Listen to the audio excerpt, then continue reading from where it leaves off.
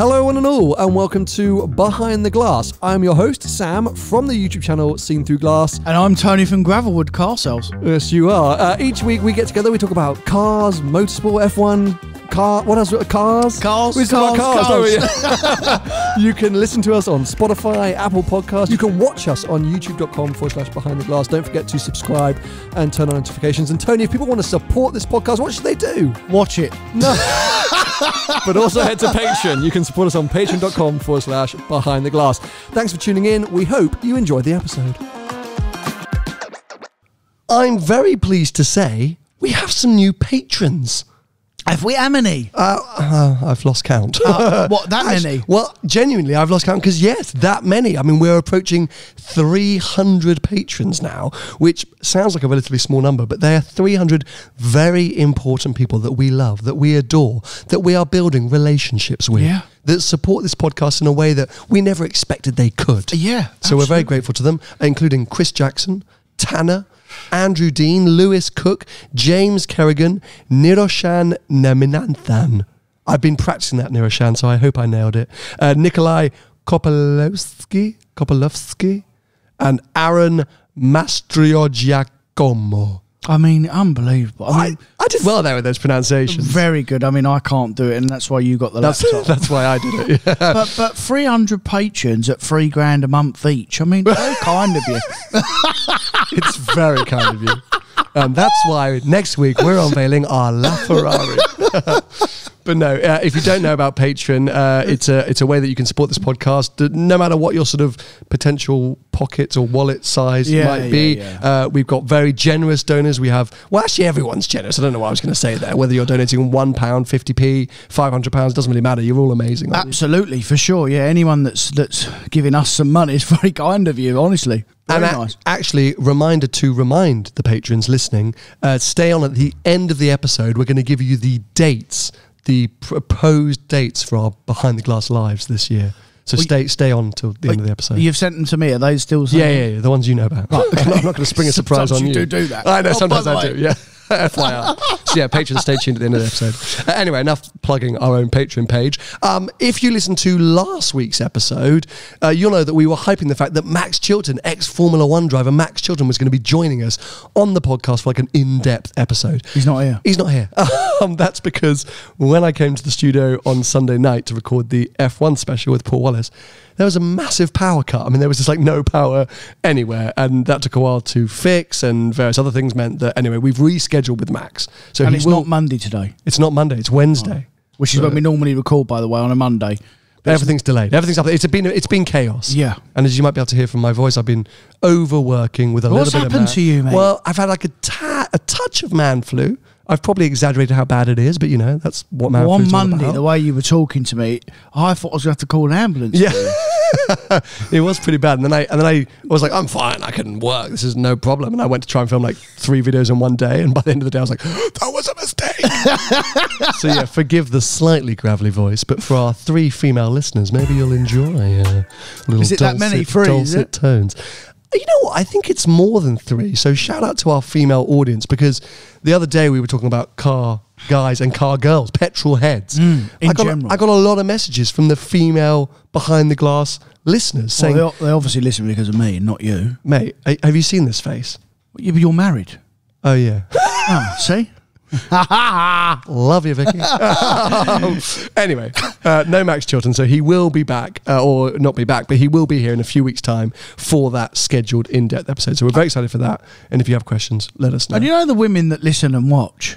You can't include your mum and your sister and Vicky. No, but, okay, Vicky doesn't listen. My sister definitely doesn't listen. Good. I think my mum tunes in and out. And your auntie, I bet she listens. No, because she owns an EV, and she was so infuriated by your comments about electric vehicles at my wedding that she's like, you know, I'm signing out, so she don't listen in. I'm even upsetting your family. Yeah, it's brilliant. No. Mum's definitely #1 viewer. Yeah, good. But of the main channel. I'm not sure about the podcast. Do people in your family listen? Yeah? Tune in? People listen, yeah, but a lot of people close to me that I didn't even thought listened, and then they then do listen. My sister has no interest whatsoever. She's not no interest in cars. And she said to me, shall I listen to it? I said, well, if you don't like cars, she's got no interest. Yeah. I said, what's the point? There's no point. If you don't like cars, definitely do not listen to this podcast. That's exactly it, isn't it? Or politics. Because we seem to wade in on that every now and again, which we might do again today. Are we? Well, who knows? Because today is very much a car news episode. It's been a while.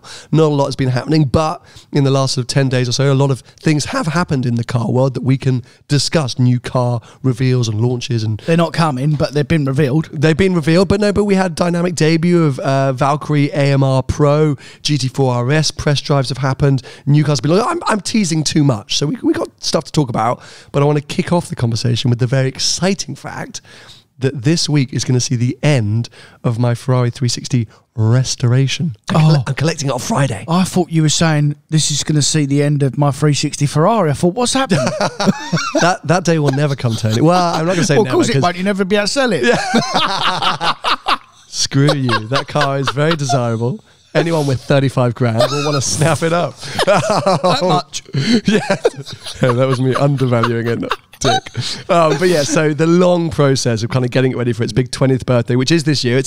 I need to find out what month it was manufactured. That's not going to be a hard thing to do. But on the V5. I need to find that out. But yeah, this is its 20th year of being alive, or being on the road at least. And so I'm going to celebrate that by taking out some huge adventures. Got some big things planned that I actually need to finalise today. But yeah, picking it up on Friday, it's had a full respray, bare metal. Have you ever fully bare metal resprayed a car? I can't tell you. But surely, like, does cars come into stock that you think, oh, that needs a respray? Or yeah, but we don't. We'd never bare metal them, and if they were that bad, you wouldn't take them in the first place. No, yeah, okay, no, fine, no. fair enough. We did have a car come in once that was wrapped. We pulled the wrap off. And most of the paint come off as well. I mean, that wasn't. That happens quite a lot, by the way. Yeah, if the older the wrap is, the worse it becomes. So, have we painted whole cars before? Yes, probably, but not. It won't be like a proper restoration. I underestimated the process that was going to be involved. So kudos Concours Restoration, amazing paint shop. Really sort of held my hand through the process because it's quite shocking dropping off your beloved Ferrari and a few weeks later going down and seeing it being stripped. What was DK Engineering doing to it then? So DK Engineering did a lot of the mechanical sort of sympathetic restoration. We put a new floor on, repaired a few of the parts and bits and bobs, mainly resprayed or retouched up the interior controls and touch points and things like that. So yeah, they did some of the mechanical stuff. They don't have an in-house paint shop. Right. So, but to be fair, kudos came recommended by DK. Okay. So that was kind of like their seal of approval. They also, kudos are doing a lot of repainting for Furlonger. I go down to Furlongers a lot. They got some interesting projects and they're doing an F40 at the moment, 275 GTB, Countach, proper stuff. But it's just still nerve-wracking to walk in and see your car stripped to bare metal. Yeah. I was like, do you know how to put this back together? Of course they know. Of course they know. So your average per year cost for that car has gone up now for maintenance? Quite significantly. Yeah. Right. But I don't know if you call that maintenance. What is maintenance? Well, no, but it's a chosen restoration. Needed doing. It didn't need doing. Yes, it did. No. So the what it highlighted, I chose to do bare metal. So you could have touched up. So firstly, the only bit that actually needed any kind of attention was there was a bit of corrosion on the front left wheel arch. So that could have been, you could have localized that, but it still would have kind of shown its head up in a few years. So that was good that we did the bare metal for that particular thing. The whole front of the car needed doing. Well, no, but it was peppered, as stone chip peppered, but that was out of my choice to respray. It definitely didn't need it. When I took it down to Ferrari for Finale Mondiale last year, all of the Ferrari people were like, no, leave it. It's got some originality. I was like, it's definitely not original. Like, at one point, been painted before. Yeah. And we found that out. So the only bit that the roof was original paint. Yeah. But the front end, the rear end, the sides had at least 2 coats, if not 3 or 4 in some places. It's very common, mate. I mean, it's very rare nowadays to have a used car, and especially the older they get, that's never had any paintwork. We get people ask us sometimes, and they say, on a year or 2 year old car, and they'll say, has ever had any paint? Well, probably. Yeah. I mean, I would assume so. Scuffs, you got bumper scuffs and dents in doors that, if a dent man can't get it out, you got to paint it. It doesn't make any difference whatsoever whether it, you know, we can tell if they've been painted, obviously, unless they've been done very, very, very well. But it doesn't make no odds, you know. But this was the whole point. So over its lifetime, 20 years, that car definitely has had paint here and there. And it was just looking tired in a few areas. I'd spotted the corrosion that I wanted to get sorted. There were some weld lines. So on the 360, by where the engine bay is, so the roof has a really severe weld line. And over time, paint will seep into those weld lines, and you could actually see it under sort of real harsh light. You could see this discoloration in the paint. So that was starting to bug me. And then around the back on the diffuser, there was kind of like some bleed where it just looked a bit messy. So all of these things. So it needed doing. Well, yes. So front end, side, rear, back. But did it affect the running of the car? No. Unless I pointed these things out to you, would you have walked up and gone, "Oh, this car needs a repaint"? No. I knew it. It's first time I clapped tyres on it. It needed painting. Don't even start. Absolutely. First time Don't even start. What? It's true. Okay, it is true, but. Anyway, long story short, but it's very nice now. It's very nice now. Well done, mate. And so after the paint job was done, it's now at NVN now, getting PPF done. This is the last car I got done with the PPF was the Abarth record edition that you had. I haven't really been a fan of PPF. It does peel away, and you like it? Like, do you tend to get your cars? I do get them PPF'd because it does protect the paint, and normally the cars that I have got some sort of special paint on them. But what I can never ever get round my head is that people that send Range Rovers, RS3s, A45s, your normal everyday cars, they spend anywhere between 5 and 7 or 8 grand PPF in them. Well, you paint the whole car for it doesn't make any difference at all. And Ferrari, by the way, you're saying your car's had a lot of paint. Down the years, especially in its earlier days when it was a newer car and it's been through the Ferrari network a couple of times, if it's got stone chips on the front of it, Ferrari just paint the front as an approved used car, and Porsche do it as well. So, you know, it's a bit of insight for you, ladies and gentlemen. You bet your bottom dollar that your car's had some paint in it, even if you think it hasn't. It's had some paintwork at some point. No, but you hit the nail on the head where PPF sometimes can be an adverse investment, in the sense where you're going to spend so much money applying PPF, you might as well just respray the car. And if you think, "Oh no, but I want to keep the paint original, blah, blah, blah." It's a bit of a hit and miss when you're talking about the cars that you're talking about. Okay, fine. P1s, Koenigsegg's, LaFerraris, things like that. Totally makes sense. Special paint cars. And for me, this is a brand new paint job that has just been done. This year, I at least plan on doing 10,000 miles in that car. So, do you? Yeah. I mean, I should have. I talked about this with Paul yesterday. Where are you going, I think by August, it should have done an additional 10,000 miles. I don't want to say where I'm going yet because it's all to be revealed. But big trips, mate. Blimey. Big trips. I mean, well done. Yeah, big trips. So because of that, it just made sense to protect that new paint. But the things that I don't like about PPF is, as you say, it can peel away sometimes.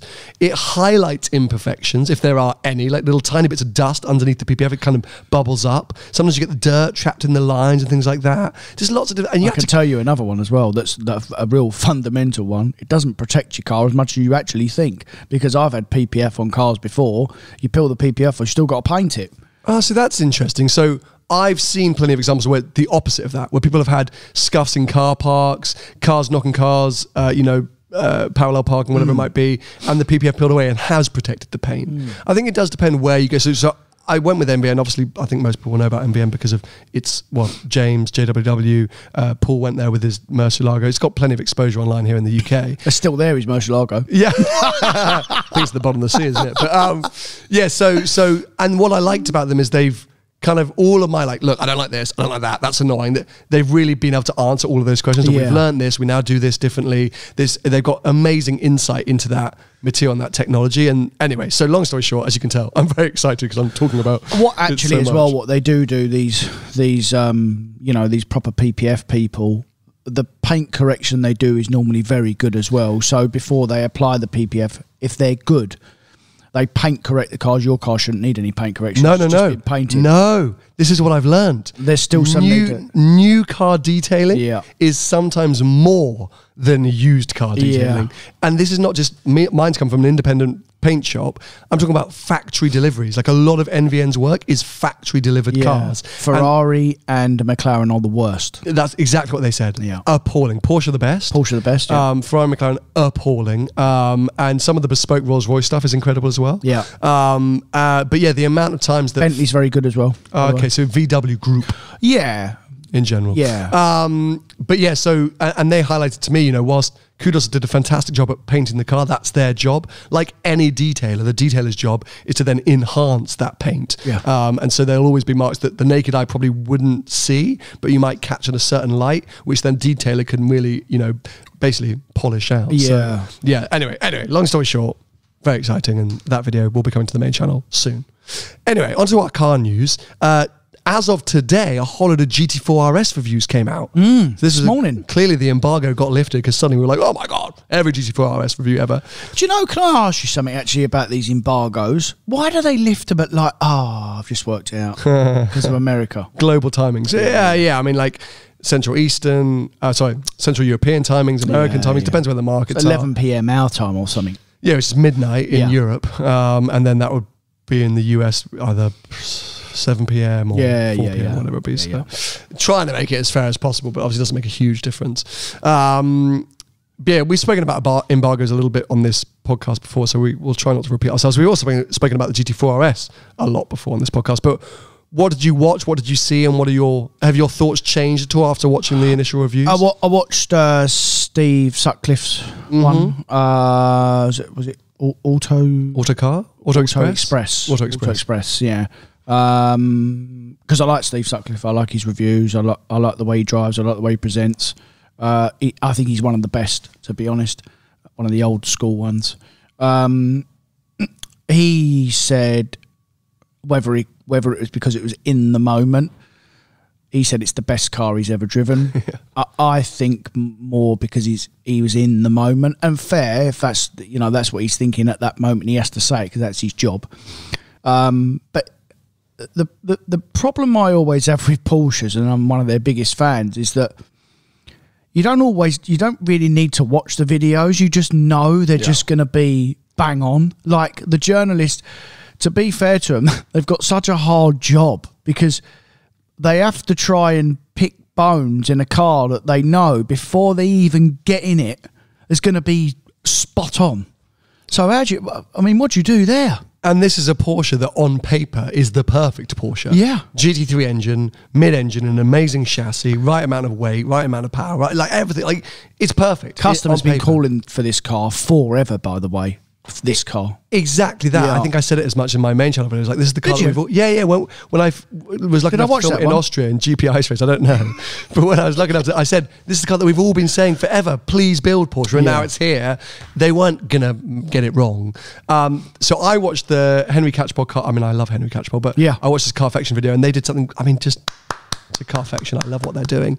They drove the car after the international launch from Portugal back to Germany. So 1,700 miles in a GT4 RS on the road, which I thought for me is a way more interesting review than the track driving stuff. Okay, fair enough. Because for me, that's my question, is that car going to be too track focused? Is it going to be too honed in? Some of your concerns with the GT4 when we went on that road trip last year, you were like, it's not really a motorway cruiser, is it? We found out that actually, yes, it's very capable. More than good enough. But fundamentally, you'd think that car's at its best on the tight and twisties. And so is the 4 RS going to be an even more extremity of that? And I mean, it was a fairly glowing review, again, from Henry. Like, so yeah, that car's going to be amazing. I think... I'm hearing whispers. They're not making many of those things.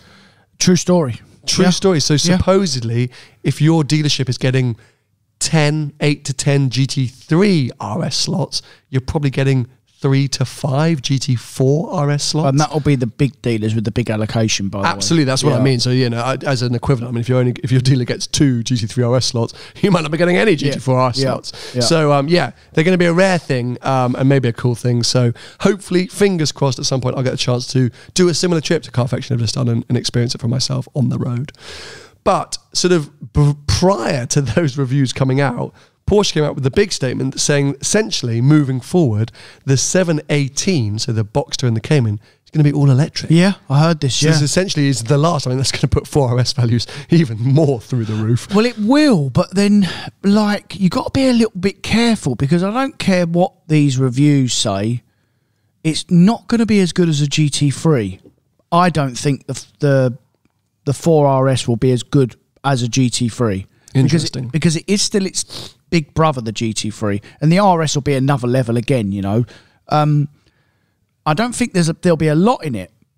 And the only I'll tell you, I've got another criticism of Porsche as well. Going in on Porsche. No. But like when they were driving it and I was watching, and I watched Steve done some road stuff as well, and he put his foot down in like second gear, and it was like wait, and then 7,000 revs, it goes bonkers.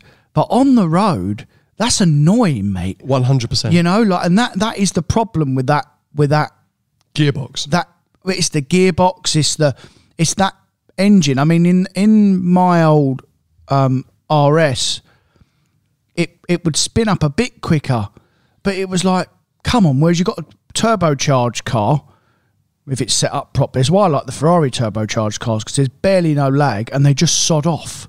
You know what I mean? Whereas that engine is really, really very good, but only if you keep it up in the revs. And when I used to track my car a lot, and it's fundamentally the same engine, the 3 and the 3RS of previous generation, the only way I could really keep it going was always in the revs. I'd always have to be like 6 up, because otherwise, if you go back down to 3 or 4, it was, oh no, you lose a bit of the punch. It's a bit gutless. You got to keep the momentum, and that's the reason why they're always so fast around the Nürburgring, because they've got no power. In consider to big modern supercars, they've got no power. For sure, yeah. If you're in a 3RS versus a Huracan, correct. But what they do, and the Nürburgring allows them to do that. It's a very flowy momentum track, the Nürburgring. It's why we've always said before, I never really read too much into times at Nürburgring, because it suits a lot of cars better than others. So, yeah, it can be a bit lazy low down. And this morning when I watched Steve's review on it, I could have been sitting in the car, because I've had so many, and the GT4 suffers with it as well, just the normal one, where you're just waiting for when you come out of a corner and you go punch, wait. Come on. Yeah. And weirdly, when I drove the PDK GT4, I thought it made that power more accessible. I mean, it's a tiny bit of a shorter gear ratio, but it's still way too long. But it just somehow made it all a little bit more, rather than having to change up and down. Yeah. So that's why I thought the PDK suited the GT4 more, because of that. But yeah, you're totally right. I mean, I only watched Carfaction, so I only had time to watch, but it didn't make me want the car. It's still not a car for me that I think it's cool, but I'm like, especially at that kind of money, if I had the option, if I had the opportunity, I'd be leaning towards GT3 well, every time. I think, mate, that will be north of 200 grand on the market. Easy. Which is, because they're 108 plus options, they're going to be 140 spec them cars. Yep. Once you've done all their special Visac bits. The Visacs, they're going to be 140. You'll put 30 odd grand of options for sure. And they're going to be, the early cut will be 100 over. For Rare sure. as gold dust. So yeah, I mean. Yeah. Which is what a PDK high spec GT3 is trading for now. And I think if I had them both beside same money, I'd have a GT3. Yeah, for sure. That's my route to go as well. But fundamentally, we were trying to talk about the fact that in the future, 718s are going electric. So correct. Just to touch on that quickly, because that will help us. Well, yeah, but fingers crossed that will address these torque or power issues, because theoretically, instant torque and power. I'm kind of all for this. I love the Taycan so much, and I think it's such an incredible EV that an electric Boxster or Cayman, I'm all up for. I think Porsche will nail it. I think they'll do a great job. Hopefully 3 to 5 years down the line, when those are hitting the road, we're going to have a better infrastructure. They're going to be more usable.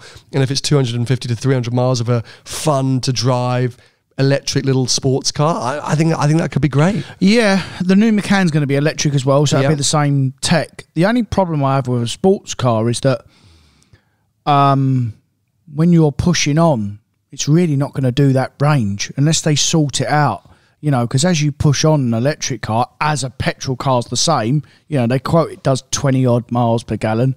When you drive a mile, they're 13 or 14, and an electric car is the same. Yeah, you're going to deplete it, and actually, you know, heat's going to start to become an issue, I'm sure, if you're running, you know, with weight, of course, brakes, all those kind of things, regen, all that stuff like that. It's going to start to become part of it. But if anyone's going to be able to do it, it will be Porsche. Sure, it'll be Porsche. Yeah. So I'm quite intrigued and excited by that. I actually, maybe people saw it and went, oh my God, no, I've got to go out and buy a 718 Cayman now before it's too late. But I actually think that could be something great. Well, we can't talk about this yet because it's a bit early, but actually, in the future, what is all the values going to be on combustion cars if everything goes electric? It's too early to say. And even I can't say, and it's my job. I do it every day because we really don't know.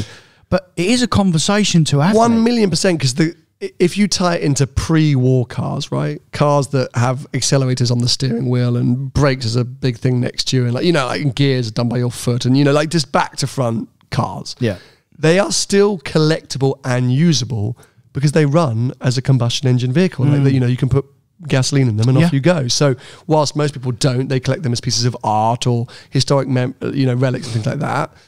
That's the sort of value. So in 2035, theoretically 5 years after most of these countries have banned the sale of new combustion engine cars, are people going to be buying cars that they can't theoretically drive on the road or will be incredibly hard to drive? If we're at a point where fuel is £5 a litre or £10 a litre and increasingly hard to come by because most stations have been turned into electric charging hubs, so your actual petrol stations are harder and harder to come by. Road taxes, 10 grand a year for a combustion engine car. If it's really that difficult, does that mean that no one wants a combustion engine car, or does that mean that people are going to start buying them as art, as relics, as memories of the past? Well, I think we're getting really ahead of ourselves when we say 2035, because the amount of combustion engine cars that are still going to be on the road by then, I mean, petrol will still be competitively priced for years and years to come, mate. It's not just going to, we're not, this is for the next generation and the next generation.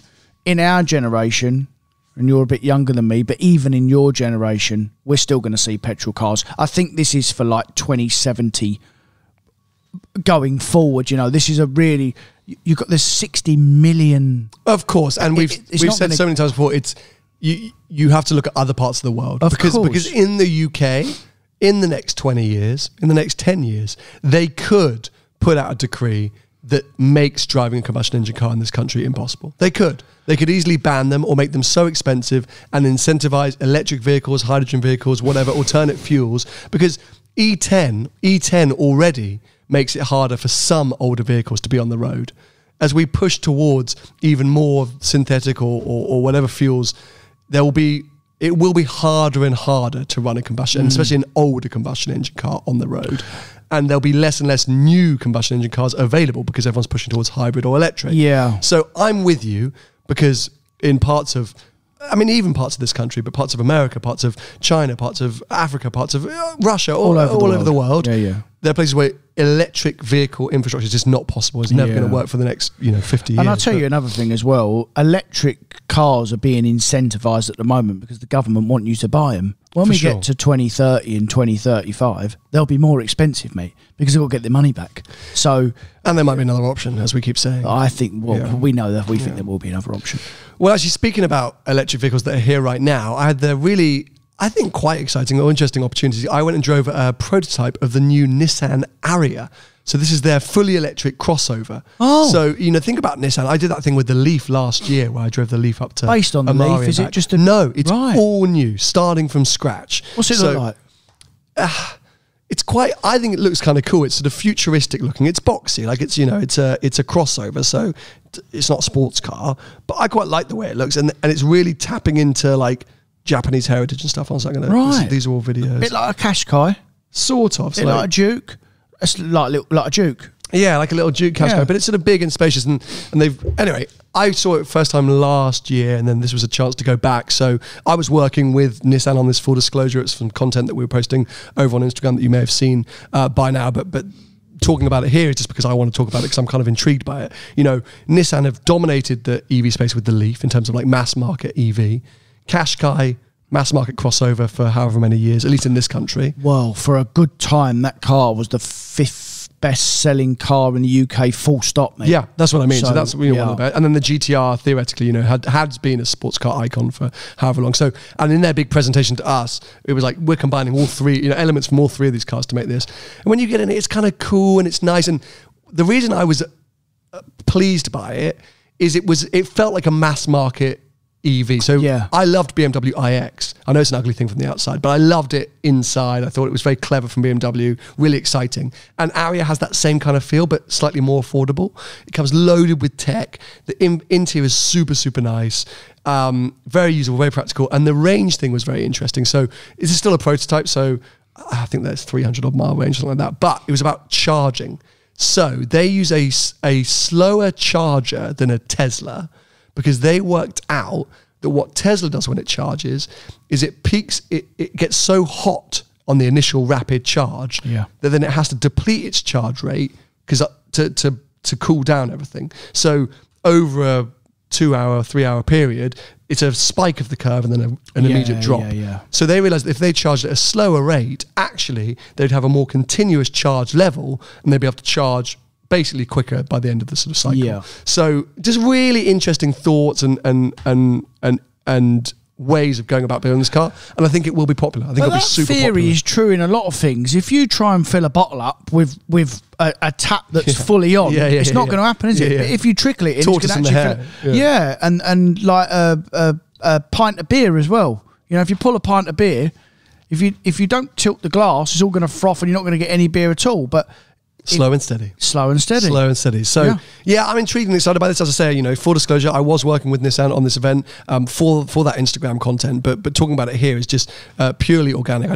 I like the idea of that thing. Would I buy one? Maybe not. In the same way that I wouldn't buy a Qashqai, but if I was in that market, I think it's a very attractive proposition. In comparison to an iX, a Taycan, you know, these big Mercedes EQC, EQS, these very expensive high-end ones. I think the Ariya, is an exciting thing. The drive took place at Millbrook. Did it? And the circuit that we were using was the same circuit the Mercedes AMG Project 1 was using. So I saw it doing laps. We weren't allowed to film everything, like it was all super top secret. It did one quick run. Did sound good. It did sound good. It's very small. It's really tiny. Well, it's based on an F1 car, mate. Yeah, but but F1 cars aren't that small anymore, I have to say. It's very small. Very low, very wide. It looked cool. It looked cool, I have to say. The sort of shark fin thing looked a bit weird. I mean, I don't know what they're doing. They've been testing there for about 4 or 5 years. The amount of test pictures, spy pictures we've seen of AMG Project 1 at Millbrook. Saw one on the road in Monaco, didn't we? Yeah, well, there was footage of one of doing laps in Monaco. So anyway, very cool to see, but I mean, God knows what they're doing with it. And apart from that, I didn't really spy much else. There was the 250 short wheelbase, is it RML or something like that? Who've done that kind of like Resto Modi type throwback to the thing. That sounded good as well. I didn't really spy much else. I was there ready to kind of capture anything about, you know, see what was going on, but I only saw, Project 1 and then that 250 thing. Anyway, other big news in terms of new cars, the Maserati, no, I don't know how to say this, Grecale? No idea. I feel like it's the Grecale. What is it, mate? This is the Maserati Macan rival. You don't know about this? This launched yesterday. So the top version... It's like a full Puma. The top version has got a detuned engine from the MC20, that V6. 523 horsepower V6. Hybrid or an electric car come in? No, there's an electric version. But this is a full-blooded Macan rival. Yeah. I'm assuming it's called the Grecale or something like that, but I'm going to say the Grecale for now. Based on the Stelvio, probably. No, or what's that new one that came out, the Tonale, or is that too small? No, I think that's too small. That's too small, you're right. It's probably based on the Stelvio. I think it's weirdly good looking. It looks kind of slammed. Like, it looks like it's almost riding too low. But I really like it. Stellantis announced the brand along with Alfa Romeo, blah, blah, blah. Grecale has been engineered to accommodate pure combustion, hybrid, and fully electric drivetrains. Lovely. It sits below the Levante in the Maserati lineup. and will be joined in the dealerships by a long-awaited second-generation Gran Turismo. Well, we needed another SUV, so well done. Yeah, it's got the detuned version of the Nettuno V6. Very cool. I'm just trying to see if it is based on another platform. So is that basically loosely based on the Quadrifoglio engine? No. That's the whole new V6 thing that went in the MC20, the one they gave a name like Nettuno or something like that. So it's a 3 litre? 3 litre twin-turbo V6. Right. With all that F1 tech that does it prepares... I like them MC20s. You don't like them, do you? I quite like them cars. Can I reveal a secret? You do like them? I drove one yesterday. Oh. That video's coming soon. I don't want to talk about it. I'm not going to talk any more about it. We'll talk about it off camera in a second. Oh. Okay, I'll take. No coincidence, given it fundamentally shares the same acclaimed Grigio underpinnings. Yeah, so you're right, Stelvio. The Grecale is from Stelvio up. Anyway, so I like it. You're right. We kind of needed another SUV. I genuinely really like the looks of that. I am intrigued by that, and heaven forbid the RS6 ever needs replacing. I'm already like, that'll do.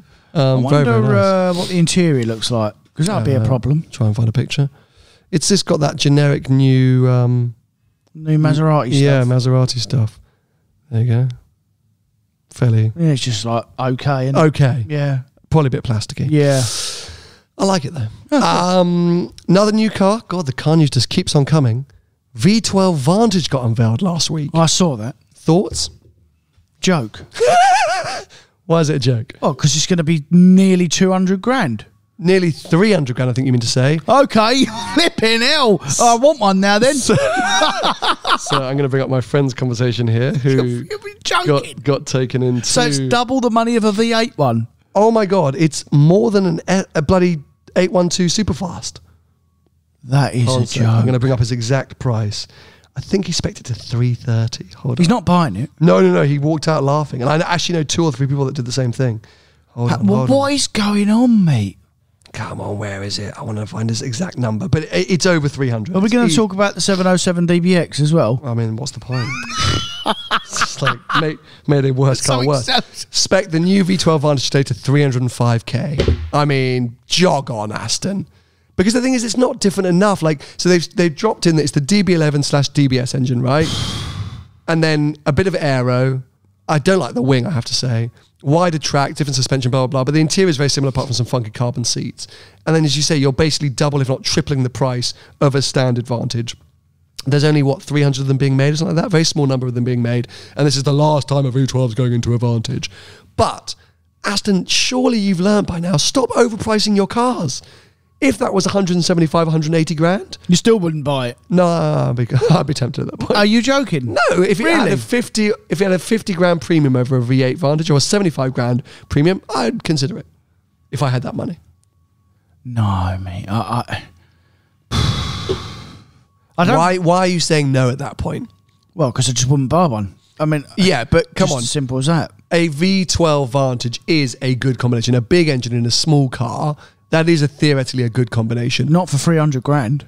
Exactly. So I just said if it was cheaper, if it was around 170. No.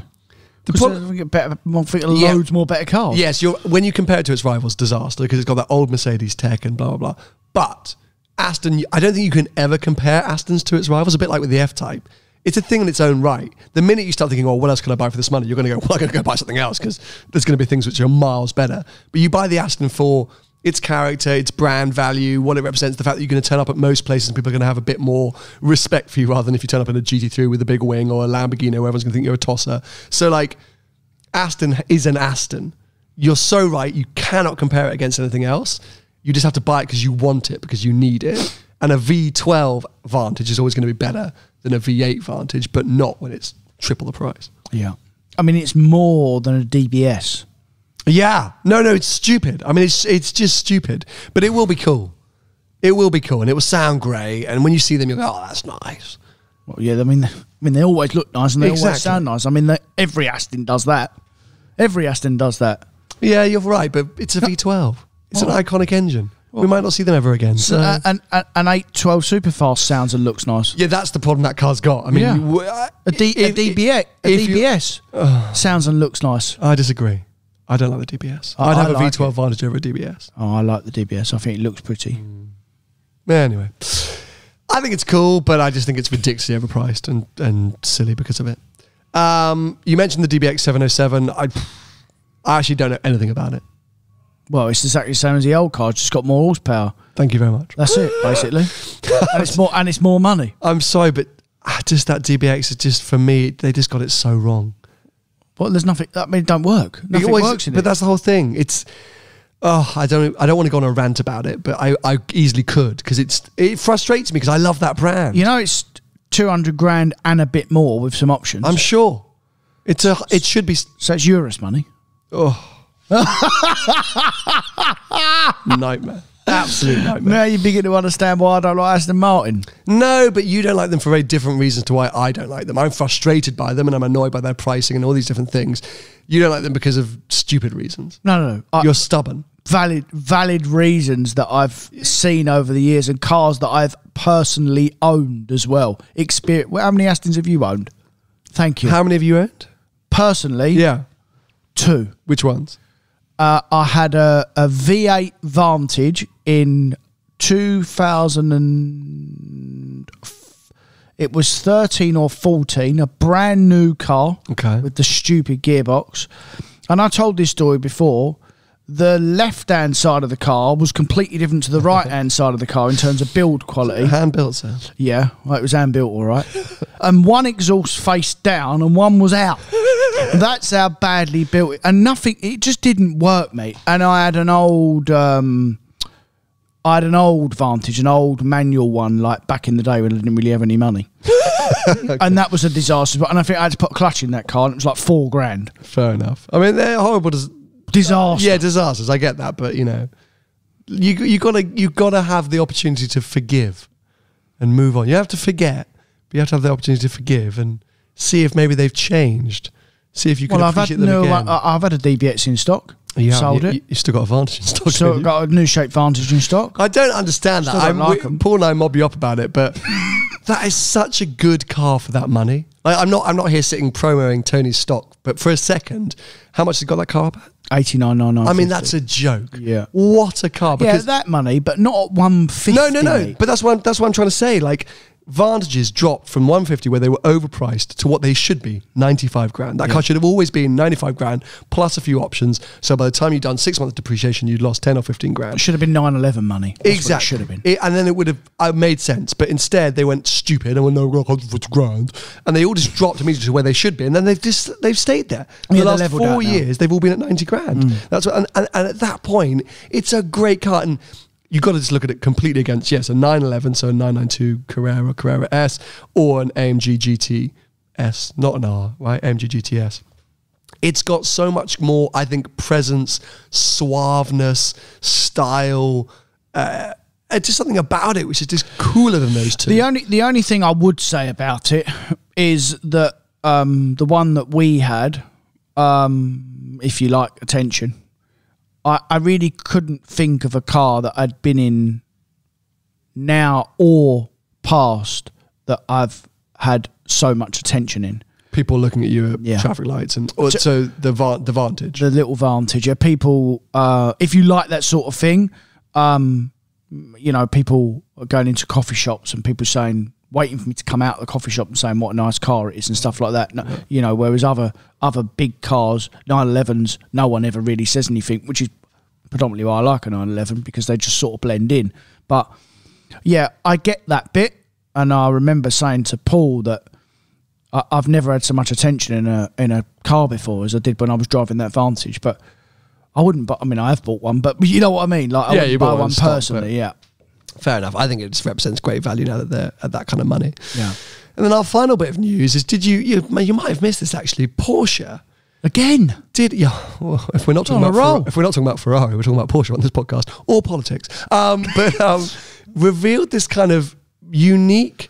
I think they called it the one-off program or the commission program. I need to look at it in a second. They called it the 996 Club Classic Coupe. So this was basically a sport classic. So think of the 997 generation sport classic. Yeah. In the 996, and they basically put a GT3 engine into a standard 996 chassis, or like a sort of like a 996 GTS with a GT3 engine, like a GT3 Touring for the 996 generation. Crash? What do you mean crash? Was there a crash? What do you mean? Was there a crash? What did they sort the brakes out and the suspension? Of course, right. This is a Porsche have built this themselves. Right. So this is like a new thing that they're doing, which is kind of not a classic A program. Not a thing. I want to find the exact name for it, but it's a one-off sort of commission. Like a Porsche Classic Sonderwunsch. Right. Sonderwunsch project. It's not a singer thing. This is Porsche themselves. Have built this car. Took 2 years to build. It's made for America's biggest Porsche club. Built on a 996 generation 911 Carrera. The 911 Classic Club Coupe was sent back to Stuttgart for a bare metal restoration. So during the 2-year restoration, a number of unique features were added, most noticeably the double dome roof, and it's fitted with a ducktail spoiler. Yeah, it looks like it literally looks like the 997 Classic. It's the 997 Sport Classic, but it's a 996 generation with the GT3 engine. I think it's super cool. And I think it's super cool that Porsche have done this. One car? Yeah, one car. Oh. Just as a unique, specific thing for the Porsche Club America. I think like great to celebrate their heritage in this way, to build something sort of, an unloved Porsche, to put some love into it and to create something, because we don't often see manufacturers going back. No. We've seen Lamborghini do the Countach thing. We've seen Ferrari with Monza and Daytona, but it's very rare that they'll go back to an old car and do it. Now, this is a restoration program, I guess, but they've just put us an official stamp on it, and yeah, I'm a big fan of it. Well, there's quite a lot of manufacturers gone back in the past, mate. Look at Volkswagen with the Beetle and Fiat with the Fiat 500. No, but that's a new version. That's what I'm saying. Yeah, it's quite rare that Porsche will do that. It is a sort of classic A program. That, they're taking in an old vehicle and bringing new life into it and creating a car that didn't really exist. Yeah. So like Ferrari suddenly saying, ladies and gentlemen, we've made the Challenge Stradale Spider.